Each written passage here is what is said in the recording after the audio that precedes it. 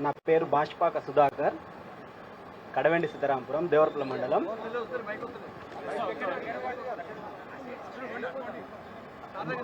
మండలం. నేను ఇంజనీరింగ్ చదువుకున్నా.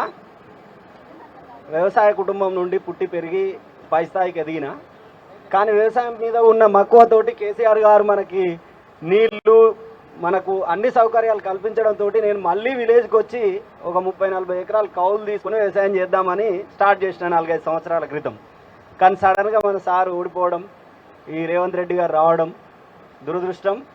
నాకు ఈరోజు ఇంచుమించు ఒక 12 ఎకరాల వరిసేను ఎండిపోయింది అన్న. 1-2 ఎకరాలు కాదు, 18 ఎకరాలు పెట్టిన 12 ఎకరాలు ఎండిపోయింది.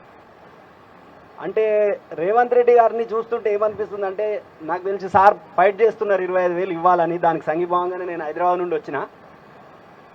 నాకు కూడా 12 ఎకరాలు ఎండిపోయింది. నాలాగా చాలా పేద రైతులు చాలా మంది ఎండిపోయింది. అందరికీ కావాలనే ఫైట్ చేస్తున్నాం. ఆయన చెప్పిన మాటలే ఇస్తలేడు, దేవుళ్ళ మీద ఒట్టేసినే ఇస్తలేడు. మరి మనం ఫైట్ చేస్తే ఎంతవరకు ఇస్తాడో, ఎంతవరకు ఫైట్ చేయగలుగుతామో.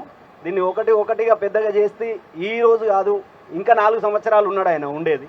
ప్రతి సంవత్సరం మనకి ఇలాంటి నష్టాలు జరుగుతాయి. వీటిని పూడ్చడం కోసం ఇప్పటి నుండే ఆయనను ఒక లైన్లో పెట్టాలంటే సార్ వాళ్ళ సపోర్ట్కి మనందరం సార్కి సపోర్ట్గా ఉండి ఒక్కొక్క అడుగు ముందుకేసి ఆయన మెడలు ఉంచాలి. పొగరు మీద ఉన్నాడు, చాలా ఇష్టం వచ్చిన మాటలు మాట్లాడుతున్నాడు.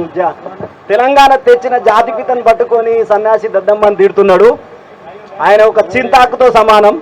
మర్రి చెట్టును పూస్తా అంటున్నాడు. ఖబర్దార్ రేవంత్ రెడ్డి, మేము అందరం మళ్ళీ ఎక్కడనో దాచుకున్న వాళ్ళు అందరం మళ్ళీ బయటకు వస్తున్నాం. ఖబర్దార్, నువ్వు ఒక చింతాకుతో సమానం. మర్రి చెట్టును ఏమీ చేయలేవు, నువ్వు రూపురేఖలు లేకుండా. ఓకే, థ్యాంక్ యూ సార్, ధన్యవాదాలు.